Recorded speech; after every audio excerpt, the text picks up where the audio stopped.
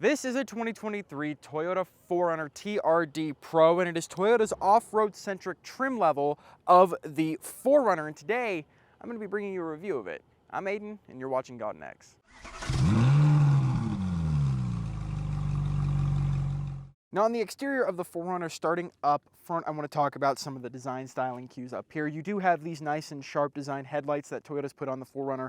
Looks really good, makes the front look more aggressive, paired with this massive grille with these running lights in it. Here, it looks really good. The front end looks really aggressive. Of course, you have those fog lights, and down here to protect any of the important components in the front axle, you do have a little steel plate down there. Now, one thing I am concerned about is, and this is not me hitting it very hard at all, I can do this and the front of the bumper shakes pretty badly, and that would just concern me because if you're going off-road and you hit one little thing with any kind of force, it feels like you might tear your bumper off, so that's just one thing to consider before looking at one of these. Now, moving on to the side of the 4Runner, it's also a good time to go over some specifications of this. This has a 33-degree approach angle and a 26-degree departure angle, and has 9.6 inches of ground clearance, and its overall turning radius is about 37.4 feet. Now, some other styling on the side of the 4Runner here. We do have these 17-inch black rims with the TRD logo in the middle. I think they look pretty cool.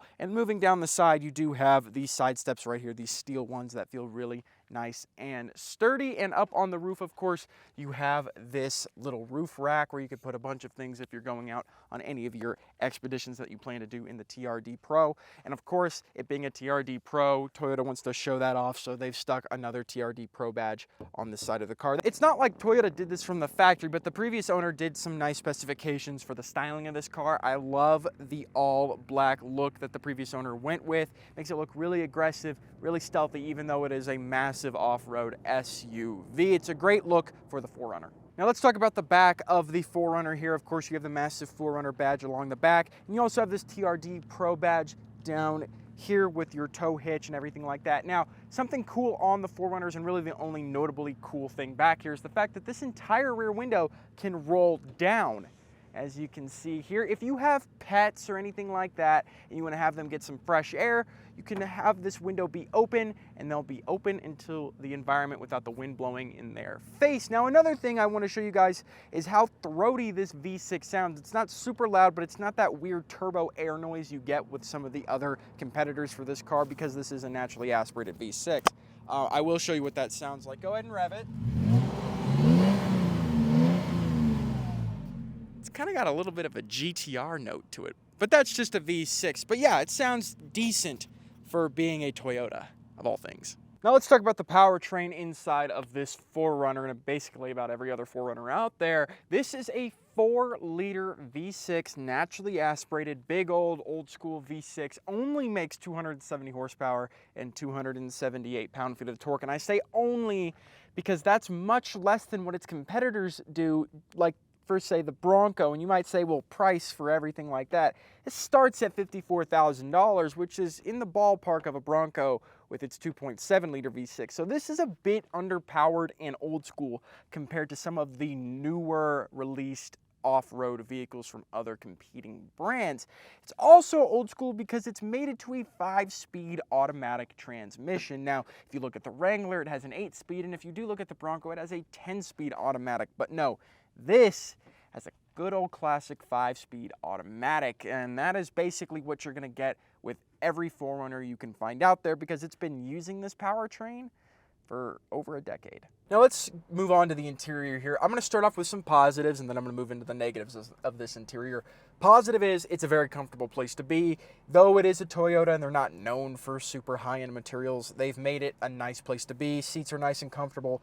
Everywhere you're touching is going to be soft touch, nice and some sort of leatherette material. You do have red contrast stitching on the seats, and just about everywhere there is leather, but that's about as far as I could go with the super nice things in this interior. If you've kept up with the 4Runners in the past, you will know that their interiors have become kind of dated.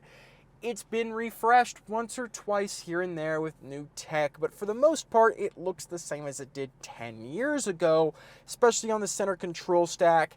Things are just a bit too much plastic, a bit too many buttons for 2023 standards, and the infotainment system is pretty subpar compared to something like the Jeeps or Broncos offer. Those are much better. This is pretty dated, and it's funny because if you go watch my other videos, I'm pretty hard on Jeeps. But in this situation, I'm going to say that they're much better than this. Same thing with the gauge cluster. It's nice and concise. The gauges look cool with their little off-road centric design, but for the most part, it's a pretty dated thing to look at. The graphics are kind of pixely. Yeah, most of you are not going to care if you're really hard off-road enthusiasts.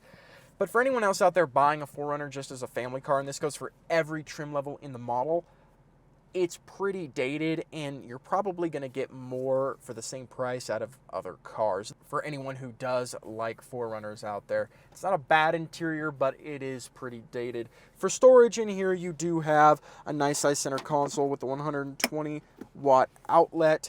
You do have 3 USB Type A ports up here, heated front seats. It's seriously just a dated interior compared to other cars out there. All right, so driving the 4Runner, and first thing I want to say is this thing is slow. That 270 horsepower does not go very far. Off-road, I'm going to be assuming it's fine, but on-road, you're not passing many people with this thing. I mean, it weighs so much. It's not tons of power. So, I mean, you could be like this 3/4 of the way down on, and it's just really not moving all that much. That's one of the problems with this, and that 5-speed auto just can be a little bit sluggish. And I'm saying this because, yes, it's an off-road vehicle, speed isn't the main factor here, but compared to its competitors, yeah, the Bronco isn't a Ferrari, but it's much faster with a much smoother transmission. And same thing with the Wrangler. They're just better powertrains than this. Though, of course, this is a Toyota. This is going to be a lot more reliable compared to those, I guess, if you want to stretch it that far. But still, you're not getting much with this. All right, so we're just on a little trail here, and I'm not going to take it off and do some crazy stuff with it. And I have it in 4-wheel drive right now, wheel high. 9.6 inches of ground clearance is going to be plenty. The Bronco definitely has more, and the approach and departure angles of this are also quite low compared to what the Bronco and the Wrangler do. But this is a bigger and longer SUV. I'm not expecting as much out of it. And the suspension, it uses these Fox shocks and tuned suspension components, and they handle themselves pretty well. If you know, Ford uses Fox suspension components in a lot of their off-road vehicles as well, like the Raptor. And Fox stuff, it's nice off-road. It handles itself really well, and it's no exception for the TRD Pro. And this isn't anything crazy, but I'm doing 15 miles an hour over a pretty rocky terrain, and it's handling itself pretty well. Like I said, with the power on the road, maybe it's a little not enough, but off-road, it's plenty of power, and it'll get you to what you need to do. But if you put a little gas into it, it handles itself pretty well.